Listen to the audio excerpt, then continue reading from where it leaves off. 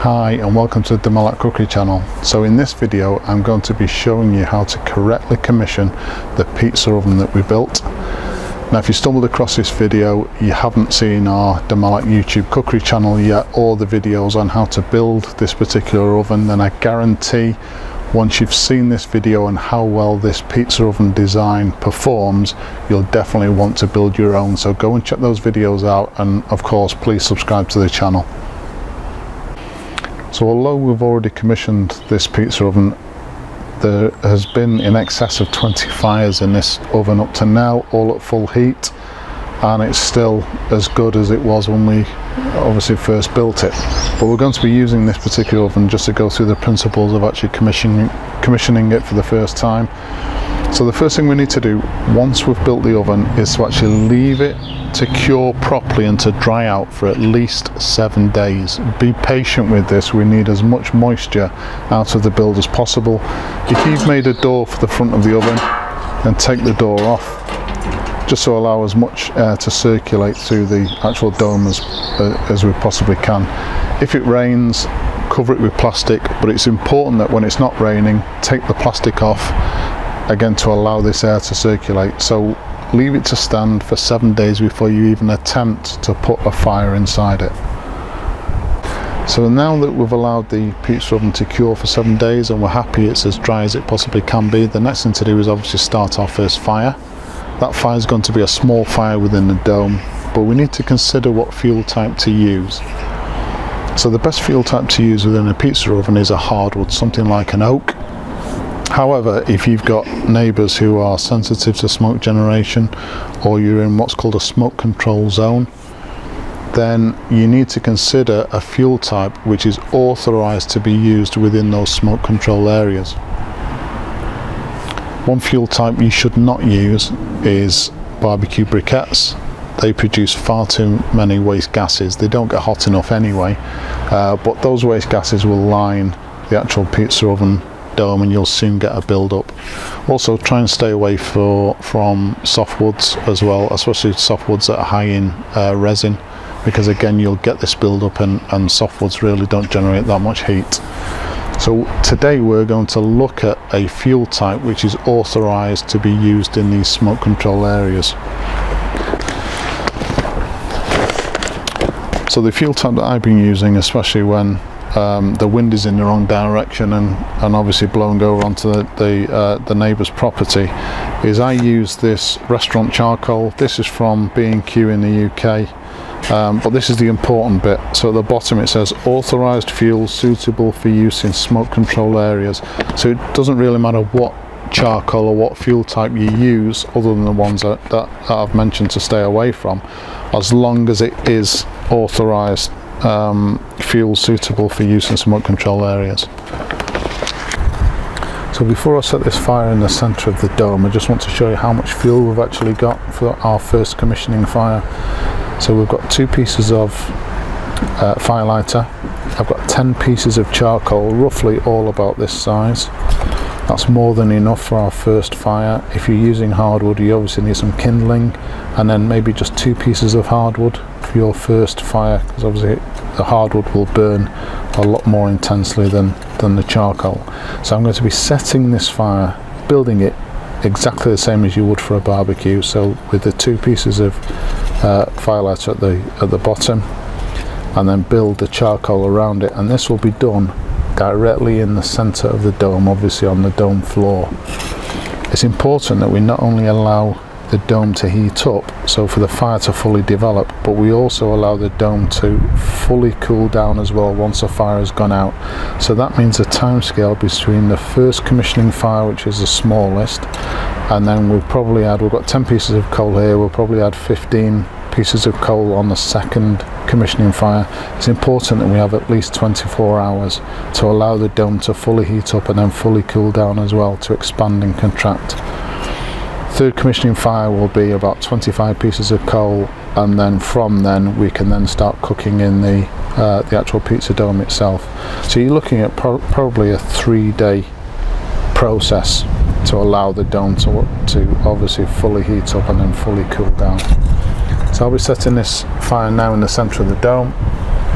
as I said, building it up exactly the same as a barbecue, and then in 24 hours I'll set the second one. So that's the charcoal fire built prior to actually lighting. Just want to mention a little bit about the door, if you've managed to manufacture one. So the door plays absolutely no part in this process. The door is there really for more advanced cooking, which I'll go through in subsequent videos. But to start with, when you're first starting off cooking in a pizza oven, the door really plays no part at all.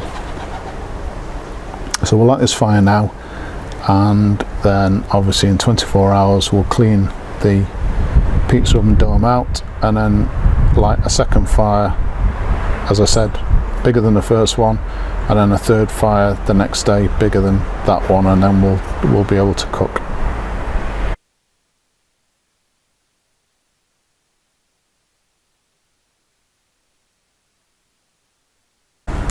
So after our 3 commissioning fires, we then want to obviously do the fire that we're going to be cooking with. So we start off the process exactly the same as we did with the commissioning fires. So we've got 10 pieces of charcoal in the center of the dome initially. What I'll need to do then is wait until the majority of that charcoal has turned white. I'm then going to flatten that down and add another 5 to 10 pieces on top of that in a second layer. I'm then going to wait until that second layer is almost turned white, flatten that down a little bit so it spreads out a little bit more, and then add another 10 to 15 pieces on top, and that should be sufficient then for a fire to actually cook with.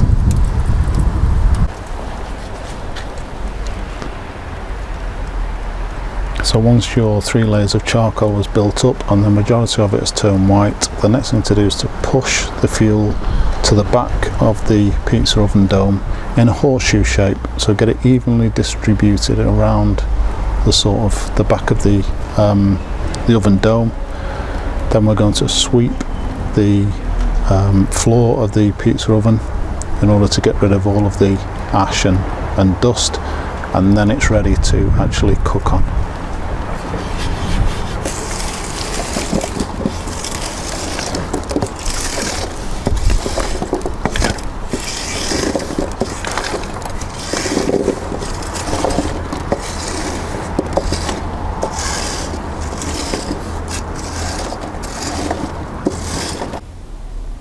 So the next thing to do is actually make the pizza itself. On the Malat YouTube cookery channel, there is a recipe video on how to make Domino's style pizzas. Have a look at that, because that's exactly the recipe that I'm using today. So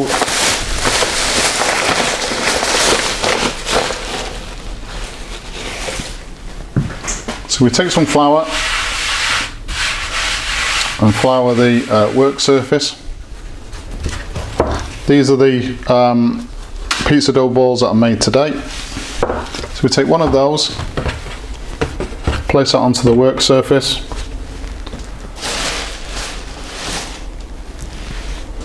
and then generously flour the top. So what I'm going to do now is, in the Domino's pizza recipe, I show one way of actually stretching and forming the pizza base, and how I used to teach our kids how to do it with a small 6-inch rolling pin.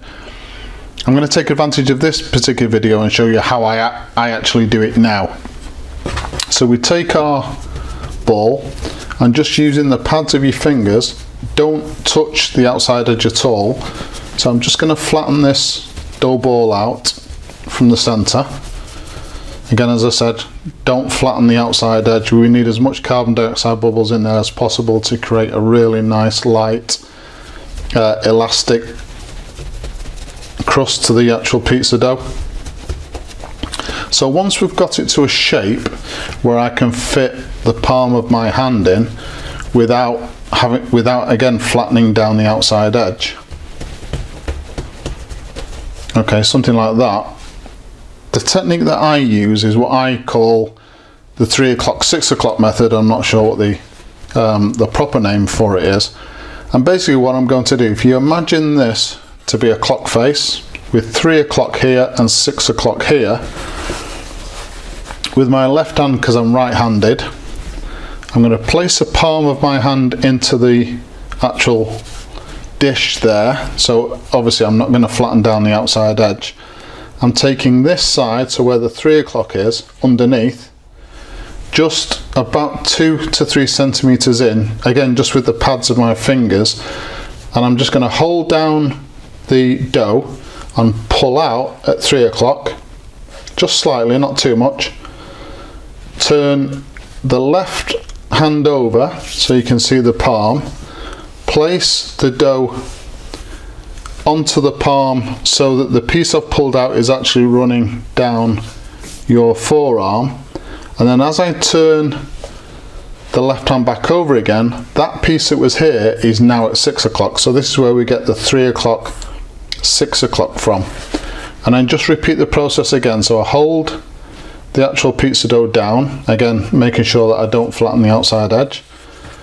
Pick up this side of the ball, stretch out at 3 o'clock, turn it onto the palm of my hand and down the forearm. So this is the bit that I pulled out, and then when I put it back down again, the 3 o'clock piece has gone to 6 o'clock, and we just carry on doing that until we've formed the size of pizza base that we want.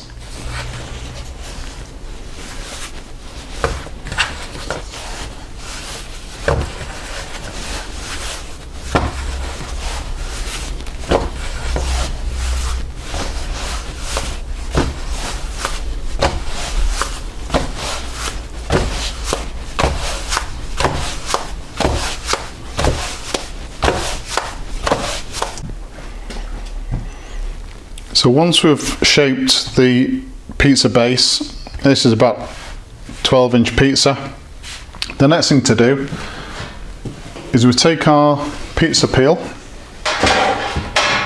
and then we place the actual pizza base onto the peel. But first we need to have something on the actual pizza peel that will allow the pizza to actually come off the peel quite easily when it goes into the oven dome.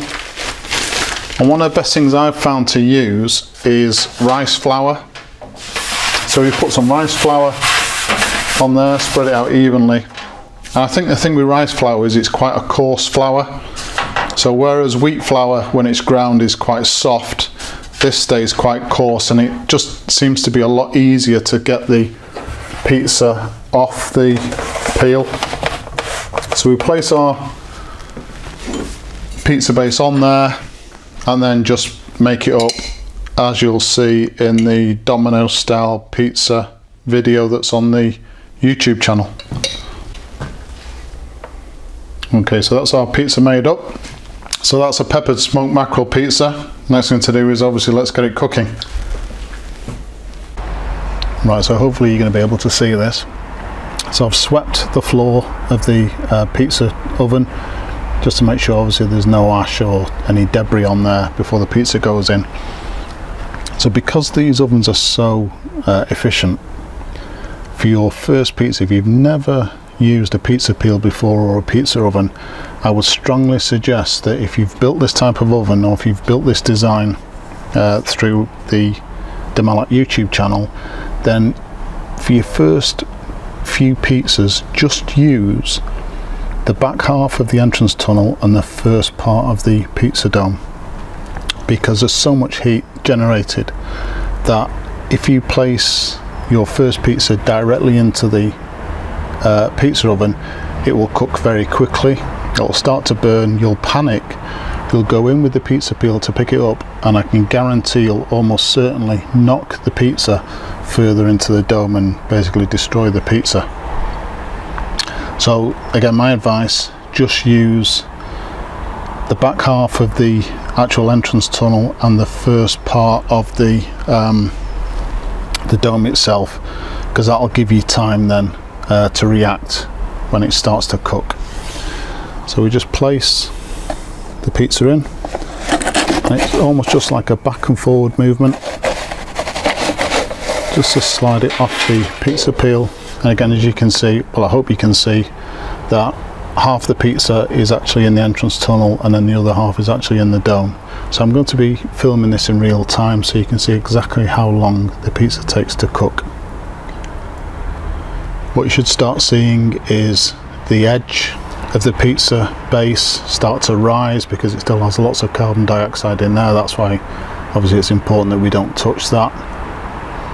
And then the edge of the pizza closest to the fire will obviously cook first. This back edge will still be soft.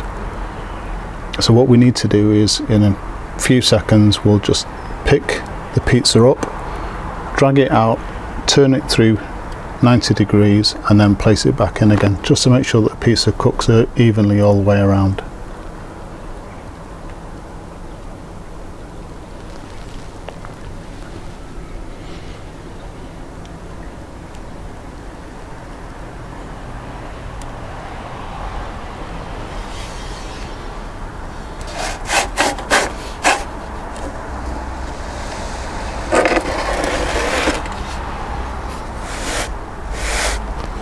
So as I'm turning the pizza, I'm careful not to touch this back edge because that's still soft and will knock some of the carbon dioxide bubbles out if we touch that.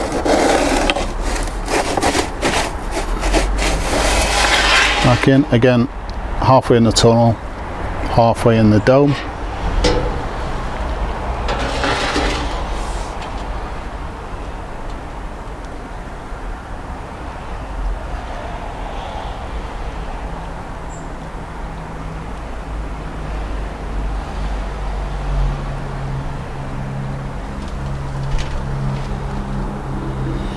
You can see hopefully how the edge of the pizza is actually rising.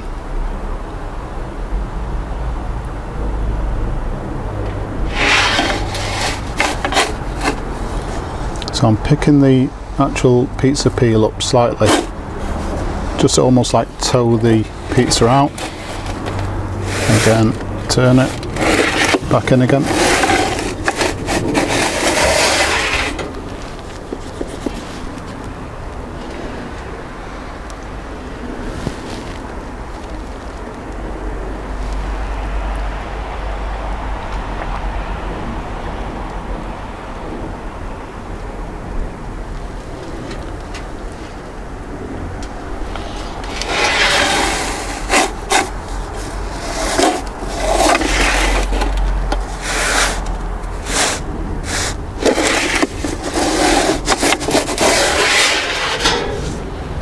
And as you can see, even though it's halfway in the entrance tunnel, it's still cooking perfectly and it's not taking very long at all. Imagine how quickly it would cook if we placed it directly into the dome on the first go.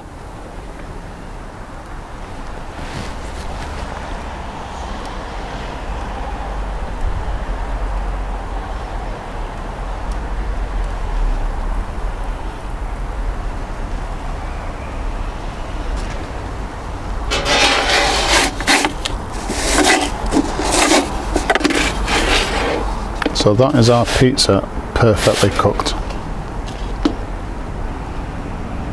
How good is that pizza oven? I told you it was good. So if you stick to the basic principles that you've seen in this video and you start every fire in exactly the same way, start it small and build up in layers from there, I can guarantee that this pizza oven build will last you for years and years. So as usual, please subscribe to the channel, and if you've enjoyed this particular video, hit the like button. Thank you very much for watching.